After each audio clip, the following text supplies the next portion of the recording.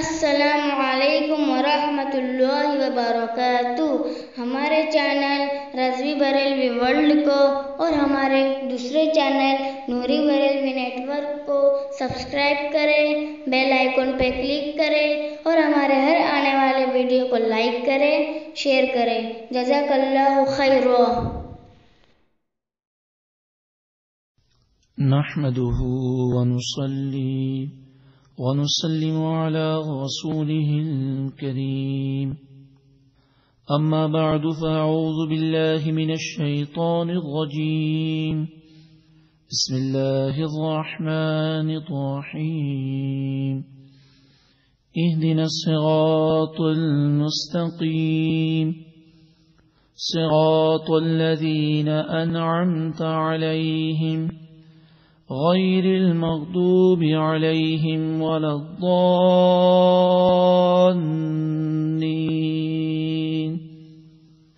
صدق الله العلي العظيم وصدق رسوله النبي الكريم۔ عقیدت اور محبت کے ساتھ عقید و جہاں صلی اللہ علیہ وسلم پر درود و سلام پڑھیے۔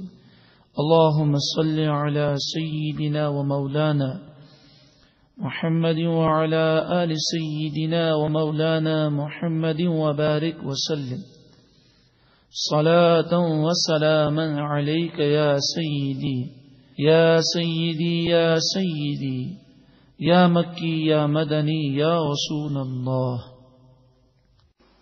سورۃ النحل آیت نمبر 89 میں اللہ رب العالمین ارشاد فرماتا ہے وَنَزَّلْنَا عَلَيْكَ الْكِتَابَ تِبْيَانًا لِكُلِّ شَيْءٍ، آپ پر ہم نے وہ کتاب نازل فرمائی جس میں ہر چیز کا روشن بیان موجود ہے۔ حضرت عبداللہ بن عباس رضی اللہ تعالی عنہما فرماتے ہیں لو دعا لی اقال بعیر لوجدته فی کتاب اللہ، اگر میرے اونٹ کی رسی بھی کھو جائے تو میں اللہ کی کتاب میں تلاش کر سکتا ہوں۔ اور آگے فرماتے ہیں جمیع العلم فی القرآن، تمام کا تمام علم قرآن میں موجود ہے، لیکن تقاصر عنہ افہام الرجال، لیکن لوگوں کی عقلیں سمجھنے سے قاصر ہیں۔ قرآن مجید فرقان حمید وہ واحد آسمانی کتاب ہے جس کی حفاظت کا ذمہ رب العالمین نے خود لیا۔ سورہ ہجر آیت نمبر 9، اِنَّا نَحْنُ نَزَّلْنَا الذِّكْرَ وَإِنَّا لَهُ لَحَافِظُونَ، بے شک اس قرآن کو ہم نے نازل کیا اور ہم ہی اس کی حفاظت کریں گے۔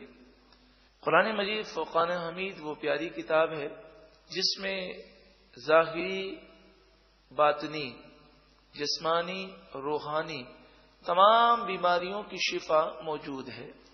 سورہ بنی اسرائیل آیت نمبر 80 ارشاد فرمایا وَنُنَزِّلُ مِنَ الْقُرْآنِ مَا هُوَ شِفَاءٌ وَرَحْمَةٌ لِّلْمُؤْمِنِينَ، اور ہم قرآن نازل فرماتے ہیں جس میں مومنوں کے لیے شفا اور رحمت ہے۔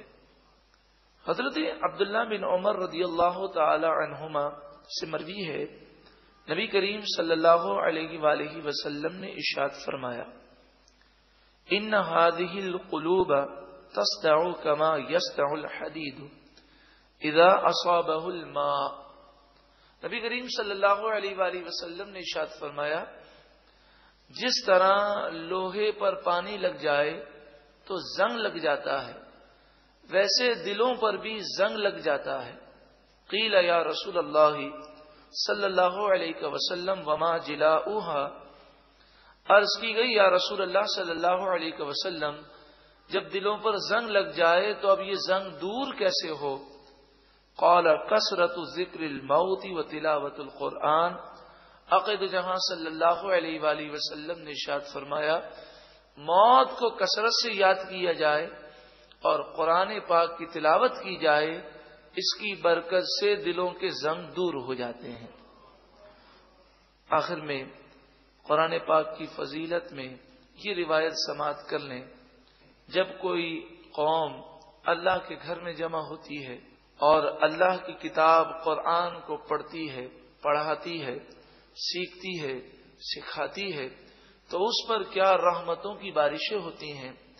مسلم اور ابو داؤد شریف میں روایت ہے، حضرت ابو ہریرہ رضی اللہ تعالی عنہ سے مروی ہے، نبی کریم صلی اللہ علیہ وآلہ وسلم نے ارشاد فرمایا، مجتمع قوم فی بیت من بیوت اللہ، جب کچھ لوگ اللہ کے گھروں میں سے کسی گھر میں جمع ہوتے ہیں، یعنی مسجد میں آتے ہیں، یتلون کتاب اللہ، اور وہ اللہ کی کتاب قرآن کی تلاوت کرتے ہیں، وَيَتَدَارَسُونَهُ بَيْنَهُمْ، اور آپس میں ایک دوسرے کو سیکھتے سکھاتے ہیں۔ جب یہ سلسلہ ہوتا ہے تو وہ کتنے خوش نصیب ہیں۔ اللہ علیہم السکینہ، رب العالمین ان پر سکینہ کو نازل فرماتا ہے۔ سکینہ فرشتوں کی ان جماعت کو کہتے ہیں کہ جن کی ڈیوٹی یہ ہے کہ جب وہ کسی پر آتے ہیں تو اس کے دل میں سکون، چین، اطمینان کو نازل کر دیتے ہیں۔ یہ فرشتوں کی خاص جماعت ہے جسے سکینہ کہتے ہیں۔ وغشیتہم الرحمۃ، اور انہیں اللہ کی رحمت ڈھانپ لیتی ہے۔ وحفتہم الملائکہ، اور اے قرآن کی محبت میں جمع ہونے والوں خوش ہو جائیے کہ رسول اللہ صلی اللہ علیہ وآلہ وسلم نے ارشاد فرمایا کہ زمین و آسمان ہل سکتے ہیں، میرے محبوب کا فرمان غلط نہیں ہو سکتا۔ میرے محبوب کریم صلی اللہ علیہ وآلہ وسلم نے ارشاد فرمایا، قرآن کی محبت میں جمع ہونے والوں کو فرشتے اپنے پروں میں ڈھانپ لیتے ہیں۔ وَذَكَرَهُمُ اللَّهُ فِي مَنْ عِنْدَهُ، اور رب العالمین ایسے لوگوں کا ذکر اپنے فرشتوں کے سامنے فرماتا ہے۔ سورہ فاتحہ مکی سورت ہے۔ مکی کی یہ معنی ہے کہ ہجرت سے پہلے اس سورہ مبارکہ کا نزول ہوا۔ اس میں 7 آیتیں ہیں۔ سورہ فاتحہ کے متعلق دارمی شریف میں اور امام بہقی نے شعب الایمان میں یہ روایت لکھی کہ حضرت عبد الملک بن عمیر رضی اللہ تعالی عنہما سے مروی ہے، حضور صلی اللہ علیہ وآلہ وسلم نے ارشاد فرمایا، فی فاتحۃ الکتاب شفاء من کل داء، سورہ فاتحہ میں ہر بیماری کی شفا موجود ہے۔ بزرگان دین نے لکھا کہ 7 مرتبہ سورہ فاتحہ پڑھی جائے اور 111 مرتبہ یا سلامو پڑھا جائے۔ 7 مرتبہ 7 ٹائمز سورہ فاتحہ پڑھی جائے، 111 مرتبہ یا سلامو پڑھا جائے۔ اول آخر درود پاک پڑھ کر پانی پہ دم کر کے مریض کو پلا دیں، مریض خود پڑھ کے اپنے اوپر دم کر لے، اللہ تعالی کی رحمت پر امید رکھیں، انشاءاللہ تعالی شفا ہو جائے گی۔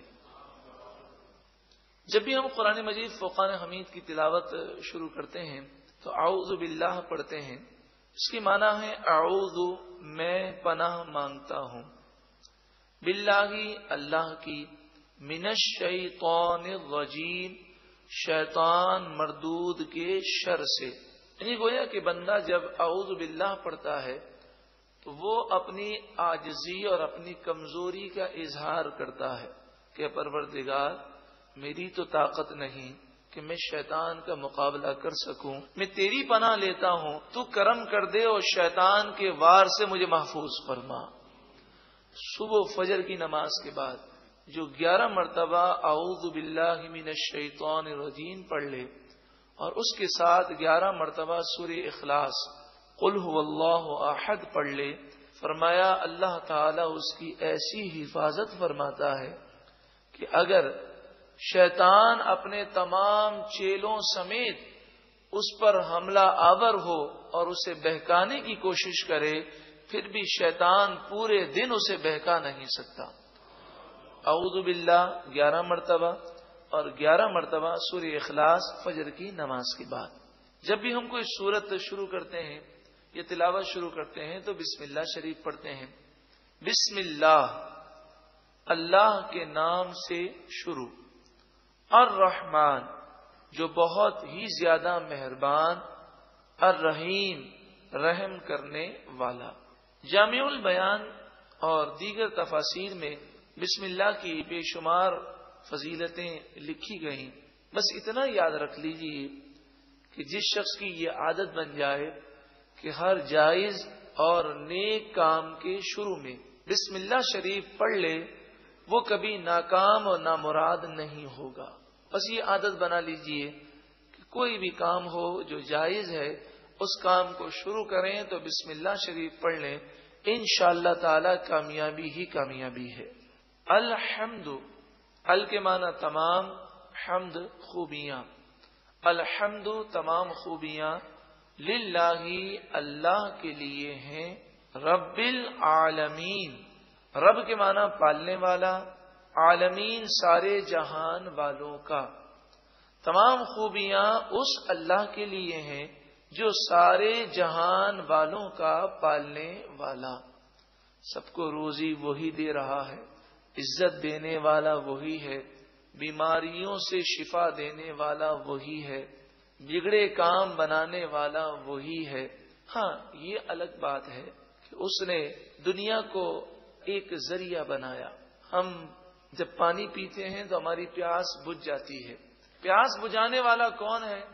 اللہ تعالی. پانی کو اللہ نے ذریعہ بنایا. اگر اللہ تعالی چاہے تو 1000 مرتبہ کوئی پانی پیے اس کی پیاس نہ بجھے، اور رب العالمین چاہے تو بغیر پانی پیے وہ پیاس بجھانے پر قادر ہے. لیکن اس نے ایک ذریعہ بنایا، وسیلہ بنایا، ایک سبب بنایا. بھوک لگی ہے، کھانا کھاتے ہیں، بھوک مٹ جاتی ہے، تو بھوک مٹانے والا رب العالمین ہے. کھانا ایک ذریعہ ہے، ایک سبب ہے، ایک وسیلہ ہے. وہ چاہے تو بغیر کھائے بھوک مٹ جائے، اور وہ چاہے تو کتنا بھی کھانا کھا لیں لیکن بھوک میں کمی واقع نہ ہو. عقیدہ یہی ہونا چاہیے، اور یہی اسلامی عقیدہ ہے کہ سب کچھ کرنے والا اللہ تعالی ہے. انبیاء، اولیاء یہ اسباب ہیں، یہ ذرائع ہیں، یہ وسیلے ہیں. اللہ تعالیٰ نے انہیں مقام اور مرتبہ عطا فرمایا. یہ فرشتے اللہ تعالیٰ کی مشیت ہے. اللہ تعالیٰ فرشتوں کا محتاج نہیں ہے. وہ چاہے تو ان فرشتوں کے بغیر پوری کائنات کا نظام چل جائے، لیکن اس کی مشیت ہے، اس کی مرضی ہے کہ اس نے فرشتوں کو یہ نظام دیا. الحمدللہ رب العالمین میں یہی درس ہے کہ حقیقی طور پر پالنے والا صرف اور صرف اللہ تعالی ہے. فرشتے ہوں، انبیاء ہوں، اولیاء ہوں، انہیں اللہ تعالی نے ذریعہ اور وسیلہ بنایا. رب العالمین نے ان پر کرم فرمایا اور انہیں مقام و مرتبہ عطا فرمایا. الرحمن، بہت زیادہ مہربان. الرحیم، رحم کرنے والا. اللہ رب العالمین اس قدر مہربان اور اس قدر رحم کرنے والا ہے کہ اس سے اندازہ لگائیے کہ فرمایا جس قدر ماں اپنے بچے سے پیار کرتی ہے اس سے بھی 70 گنا زائد رب العالمین اپنے بندے سے محبت فرماتا ہے. جب رب العالمین اتنا کریم ہے، اتنا رحمان ہے، اتنا رحیم ہے، تو کتنا بدنصیب ہے وہ بندہ جو رب العالمین کا کہنا نہ مانے، رب العالمین کی نافرمانی کرے. اس کریم رحیم پروردگار کی بارگاہ میں ہمیشہ کے لیے ہمیں جھک جانا چاہیے. مالکی یوم الدین، قیامت کے دن کا مالک. دین کے معنی فیصلہ، دین کے معنی جزا، یوم کے معنی دن. قیامت کے دن کا مالک، فیصلے کے دن کا مالک، جزا کے دن کا مالک. قیامت کے دن رب العالمین اگر ناراض ہو گیا اور کسی شخص کا مرتے وقت ایمان برباد ہو گیا تو بتائیے رب العالمین کے غضب سے کیا ہماری دنیا کی دولت، یہ ہمارا منصب، یہ سورس ہمیں بچا سکتی ہے؟ مالک یوم الدین، قیامت کے دن کا تو وہی مالک ہے. ایا خاص کا تیری، خاص تیری. نعبد، ہم عبادت کرتے ہیں. نعبد، ہم عبادت کرتے ہیں. وَإِيَّاكَ واو کے معنی اور، اِيَّا معنی خاص، کا معنی تیری اور خاص تیری. نستعین ہم مدد مانگتے ہیں. لفظی ترجمہ تو یہی ہے، مگر چونکہ یہ دعا ہے اور عربی گرامر کا یہ اصول ہے، یہ قاعدہ ہے کہ دعا کے مقام پر ترجمہ دعائیہ ہونا چاہیے. اسی لیے اس کا ترجمہ مفسرین نے فرمایا اس طرح ہوگا: اے پروردگار تو ہمیں ہمیشہ یہ توفیق عطا فرما کہ ہم تیری ہی عبادت کریں اور تجھ ہی سے مدد مانگیں. تو یہ دعا ہے. جہاں پر سوال یہ ہے کہ ایاکا قرآن میں اس آیت میں 2 مرتبہ ہے. اگر عربی گرامر جو جانتا ہو وہ اس بات کو جانتا ہے کہ 2 مرتبہ ایاکا کی حاجت نہیں. ایک دفعہ اگر ایاکا آ جائے تو وہ وہی معنی دے گا جو 2 مرتبہ ایاکا دیتا ہے. قرآن مجید فرقان حمید میں کسی بھی لفظ کی تکرار فضول نہیں ہے، اس کی حکمتیں ہیں. اس کی کیا وجہ ہے؟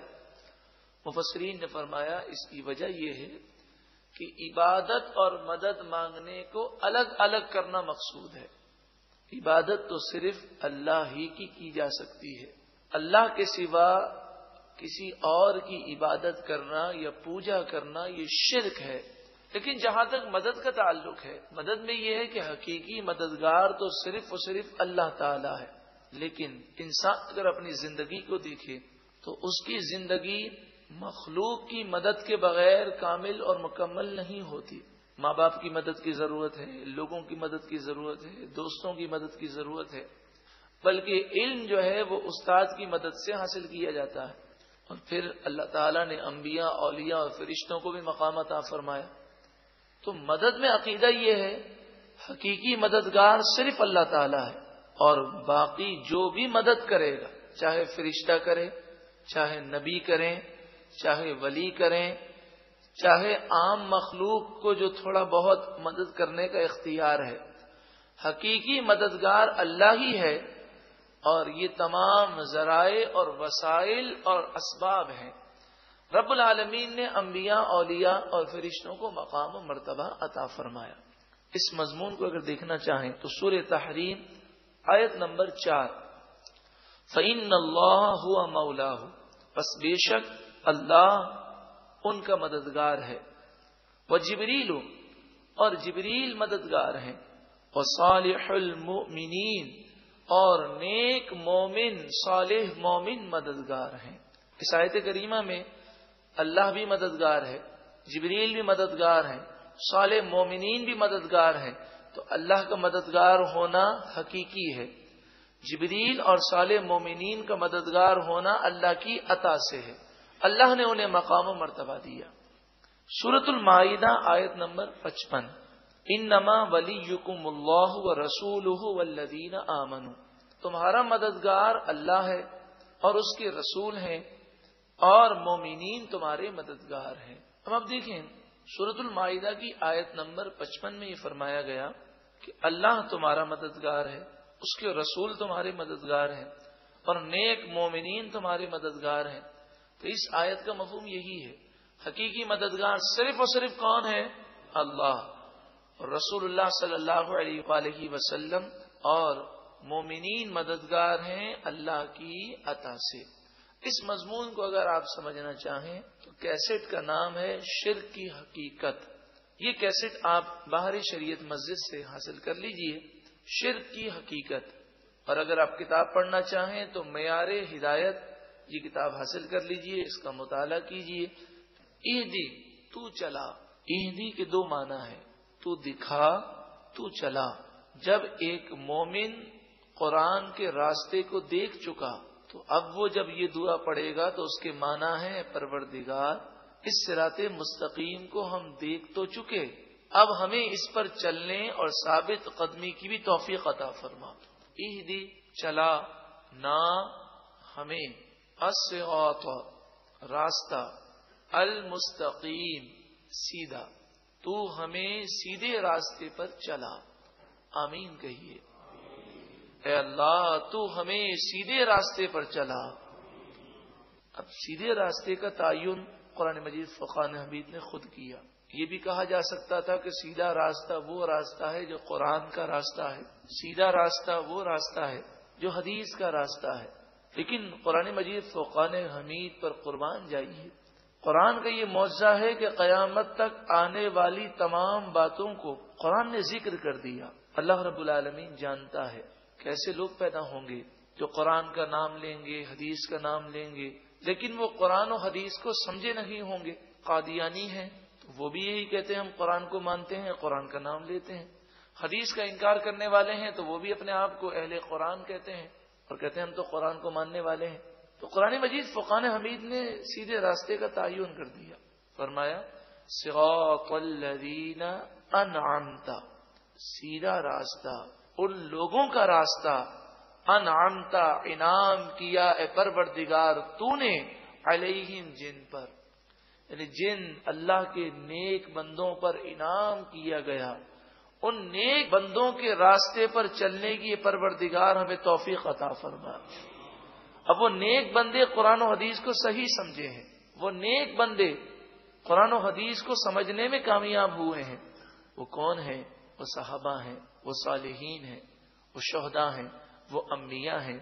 سورہ نساء آیت نمبر 69 میں انعام یافتہ لوگوں کی تفسیر بیان کی گئی، اور سب سے پاورفل تفسیر یہی ہے کہ قرآن کی تفسیر قرآن بیان کرے. وَمَن يُطِعِ اللَّهَ وَالرَّسُولَ، اور جو اللہ اور اس کے رسول کی اطاعت کرے، فَأُولَئِكَ مَعَ الَّذِينَ أَنْعَمَ اللَّهُ عَلَيْهِمْ، تو یہ وہ لوگ ہیں کہ ان لوگوں کے ساتھ جنت میں ہوں گے جن پر اللہ نے انعام فرمایا.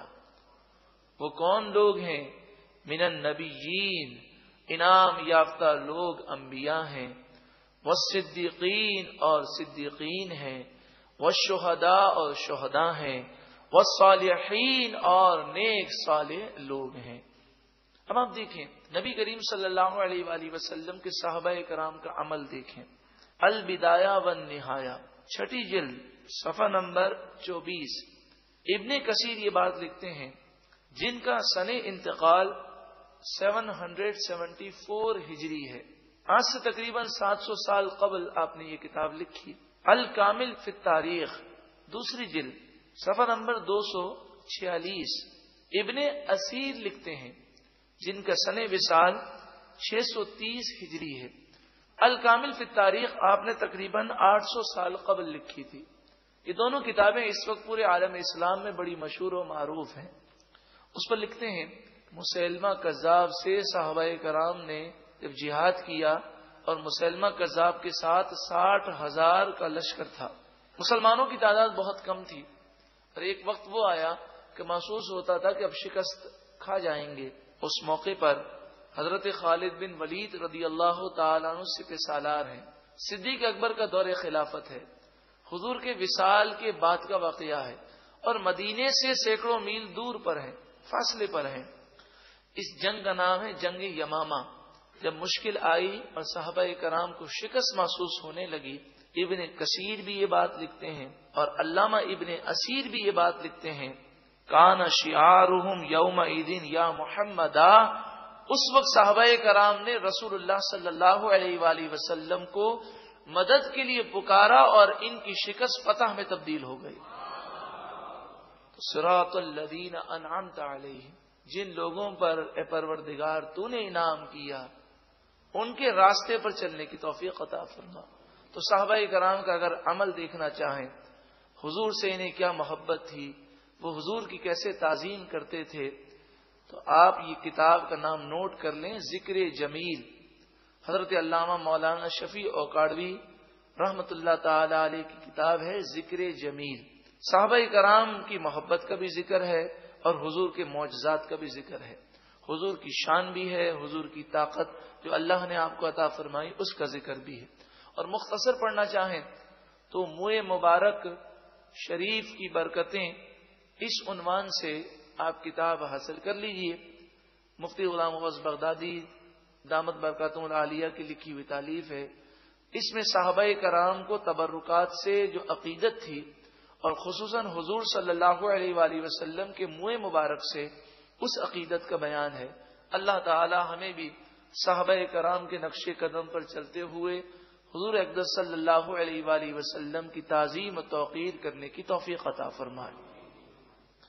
غیر المغضوب علیہم، غیر کے معنی نہ، مغضوب غضب کیا گیا، علیہم جن پر، واو کے معنی اور، لا معنی نہ، ضالین گمراہ۔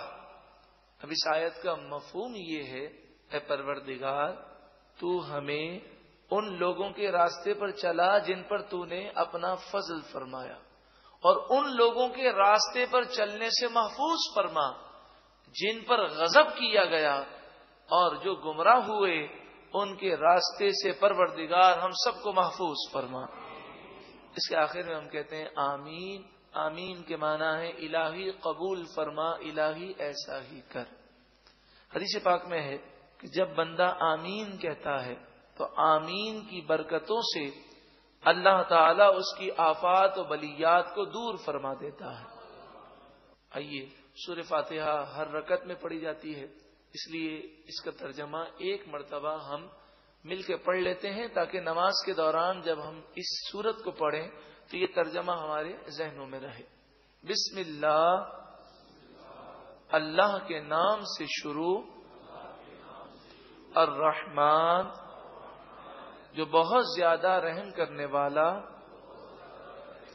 الرحیم مہربان، الحمد تمام خوبیاں، للہ اللہ ہی کے لیے ہیں، رب العالمین جو سارے جہان والوں کا